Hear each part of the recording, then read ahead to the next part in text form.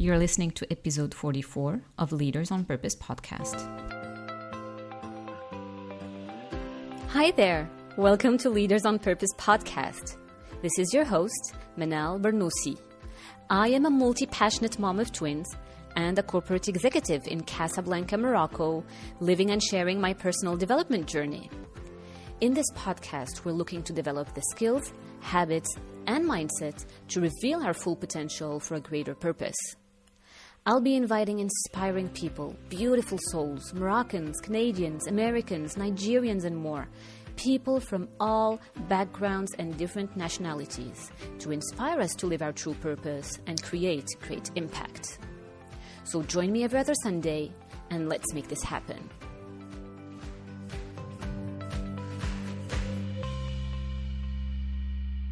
Hey everyone, welcome back to Leaders on Purpose podcast. This is your host, Manal Bernoussi. I'm so grateful for you tuning in today.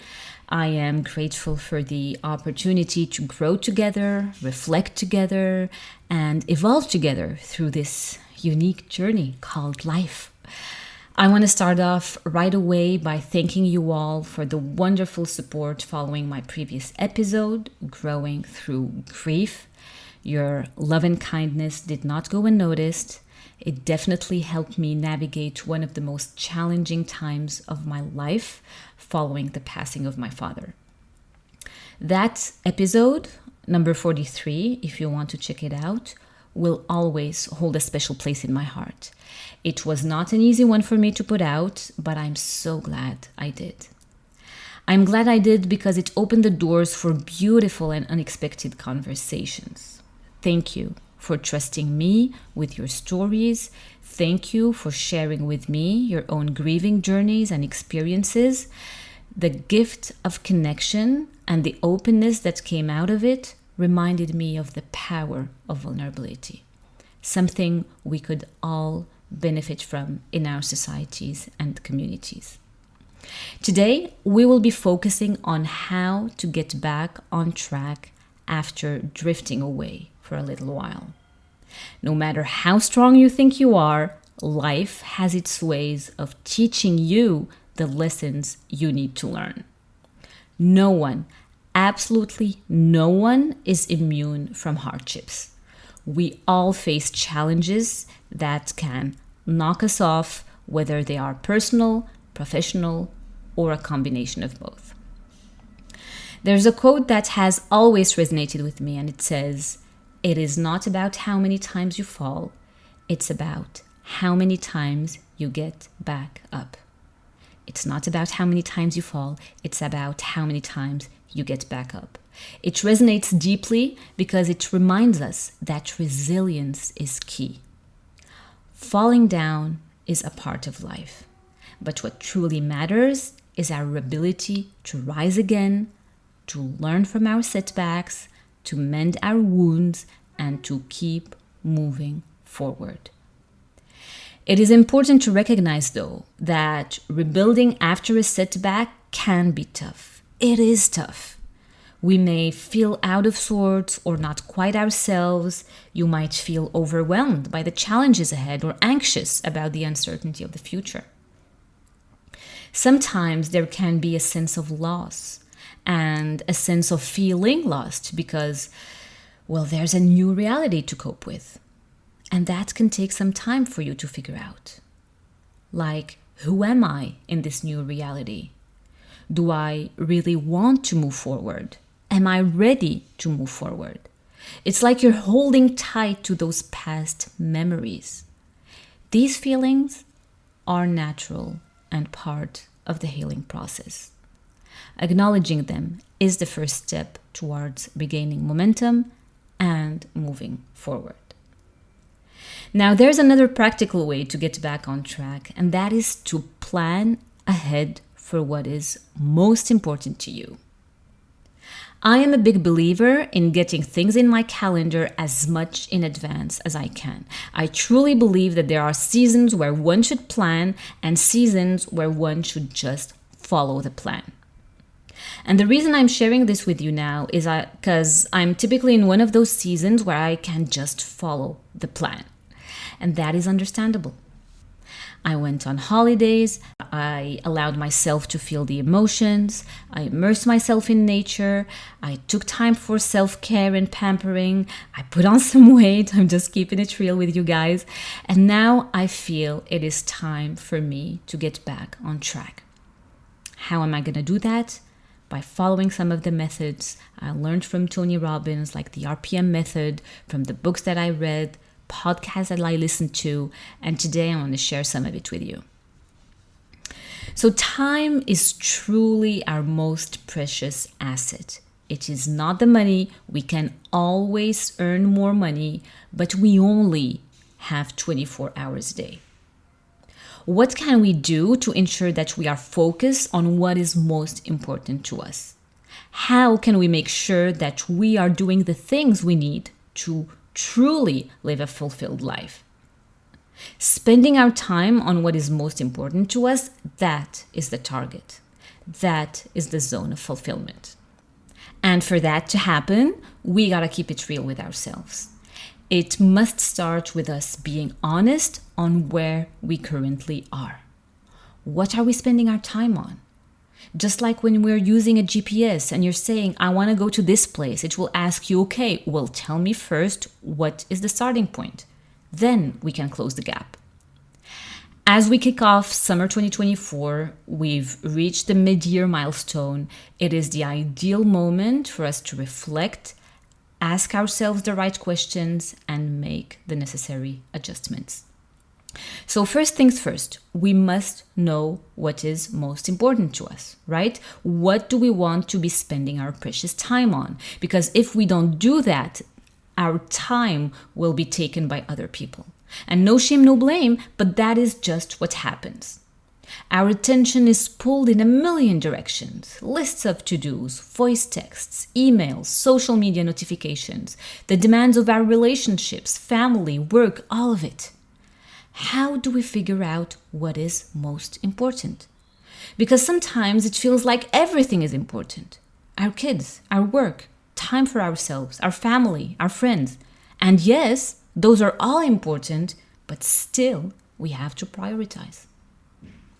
One simple way to approach this is to list what you do not want to spend your time on.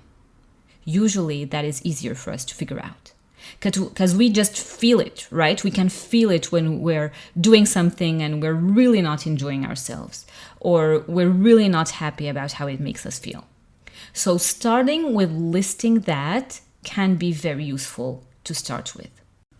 Make sure to be clear about what you do not want to allocate time to and intentionally pull back when you find yourself being drawn in that direction. Now, here are a few examples from my side, and I feel that being clear about them and articulating them really, really helps. I do not want to spend time mindlessly scrolling on social media. We have all been guilty of this. Right? In a blink of an eye, you can spend 2 hours that add no value whatsoever to your life. And then you're like, did I really just spend 2 hours doing this? And it is really challenging when it is part of your job. But I am clear on the following. The time I spend on LinkedIn or Instagram, I want to share positive, useful content. I want to help others or get inspired myself. So I will unfollow any accounts that do not align with that. I do not want to attend unnecessary meetings or spend time in traffic when I can get things done over a Zoom call. This is one of the big benefits we gained after COVID. It makes life so much easier. Another one is I do not want to spend time with people who drain my energy or bring negativity into my life.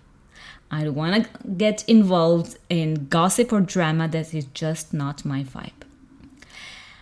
And here's another big one. I do not like to spend time doing the paperwork. I just can't. It will suck the energy out of me, and I'm so grateful for the people in my life who help me take care of that. So that is one way of thinking about time and agenda. Define the things you do not want to do, and if they are absolutely necessary, see if you cannot handle them in a different way. This is the easy part. Then we want to go through everything that we are doing and sift it through the lens of what is important to us. And for that, there's no other way than to create the stillness that you need to figure out what is important to you. What are your values? What's your purpose in life? What are your dreams? Only you can respond to these questions. Only by responding to these questions, you can guarantee that you're heading towards the direction that you want. And the answers are within you. You know, sometimes we're tempted to go around asking our friends or relatives, what should I do? What should I do? And these big answers are never found outside of us. They are always to be found within us. So then you sift all that you're doing right now through that lens, through you, through your values and what is most important to you. Just like what we do at the beach with our kids, you take your sifter and you sift that sand and all of it comes out and there's the shells. Those are what we're gonna say are our priorities. Those are the most important things. The sand and the stuff that went out, those are all distractions. Those are things anyone else can do. But the gold nuggets, those are our priorities. And that's what we want to be focused on. We want to be result-focused, purpose-driven. Result-focused, purpose-driven. And then whatever is left after all that sifting, you schedule it. You schedule it. I shared on episode 12, Resetting and Planning for the New Year, the concept of misogi, which I absolutely love since the day I heard about it. It comes from an old Japanese ritual, and the system is that every year you plan one big defining thing that matters to you. So when you look back on your life, you could go, oh, this year I quit smoking. This year I ran a marathon. This year I took a big spiritual retreat. Whatever it is that is on your bucket list. This year I proposed. This year I launched a business. How wonderful would it be when you're older and you look back and you have 40 misogis you could look back on, or 50 or 20. It's like building your life's resume with intention and making sure you're directing your life towards your biggest goals. So there's the misogi. Then you add to that one mini adventure every other month. It doesn't have to be crazy, but layer in 6 mini events and put them in your calendar. A weekend with friends, an ice bath challenge, a hike in the mountains. Fit in one mini event every other month and make sure you keep some time for that. Then add to that your non-negotiables and winning habits. You know, that is, for me, that is my daily walk, my workouts, dropping the kids at school, and so on. We all need a list of non-negotiables that is our own. Plus, I like to add at least one training or certification or anything that will keep me on a lifelong learning mindset. It is there. I paid for it. Now I just have to follow through with it.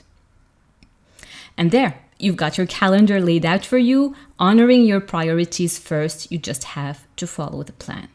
So that when you don't feel like putting in the energy that you usually do, or you just need to lay back a little because of life circumstances, well, you just follow the plan. It's right there. The thinking and the aligning with your priorities, it's already done. I started applying these principles since COVID. 2020 was such a turning point in my life. I attended my first ever Tony Robbins event, hired a fitness coach, and lost 20 pounds. In 2021, I launched Leaders on Purpose podcast. In 2022, I quit my corporate job and launched the #40Together initiative, which is still ongoing. In 2023, I launched my own business, and so on. This concept of misogi is really, really powerful, and I really wish for you to give it a shot. Check out episode 12 if you want to hear more about it. So that is the overall backbone. Now I just need to follow the plan. This is what works for me at the time being. You may have other ways of hitting your own goals. What is most important is regaining clarity and inching towards your goal. That is all that matters. Growth. Getting ourselves unstuck. Remember this. When you talk about something, it's a dream. When you think about it, it's exciting. When you plan it, it's possible. But it only happens when you schedule it. Then it becomes real. It only happens when you schedule it. So what are you scheduling next? What is this big thing that you've been thinking about for a while now? Share it with me. I'd love to hear about it and cheer for you as you make it happen. And yeah, if you too are going through a rough patch, just be gentle with yourself and follow the plan. This too shall pass. So that's what I've got for you for today's episode. If this episode added value to you, my only ask is that you share it with people you care about. Post and share it on social media and tag me at Manal Bernoussi, all attached, so that I can repost it. Leaders on Purpose podcast is your show. Thanks again for tuning in today. Sending you much love. Enjoy the summer break, and I'll see you all very soon. That is it. Thank you so much for spending your most precious asset with me, which is your time. I am so grateful. If you like what you hear, please take a quick second to hit subscribe, write a review, and share with a friend. Spread the love. If you think it's something they could benefit from, that will make a huge difference to keep this podcast going. I make it my mission to bring you as much valuable content as possible and absolutely incredible guests. I am back every other Sunday. Thank you so much again for listening, and I hope you have an amazing day.